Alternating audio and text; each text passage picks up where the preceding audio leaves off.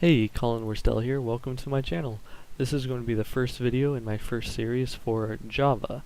It's pretty much just going to be a simple video that teaches you how to print hello world to the console down here using a one-line program.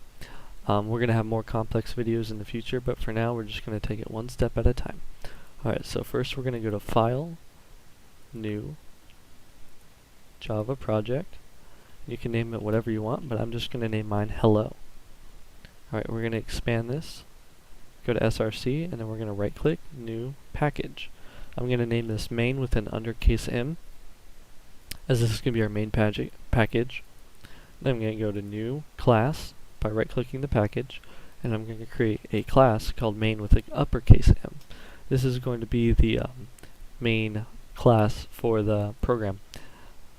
Alright, so inside our first set of brackets, we have our class brackets, and we're going to create a new function, which is public static void main with an undercase because it's a function.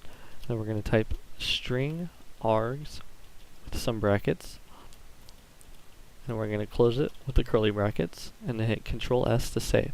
So this is our main function. Because it's named this specific way, it's going to be run first when you hit the run button. Alright, so in here we're going to type system dot out dot println for line, and then you can make a bracket and then a quotation mark, and then you can type whatever you want, but I'm going to just type hello world exclamation mark, and then you're going to hit a little semicolon at the end to end that line. So as you see, we don't have any arrows. Hit Control S to save, and then you can just run it, and down here it says hello world. Alright, that's all for this video, and I'll explain some more of what this means, like public static void, in future videos. Thank you for watching.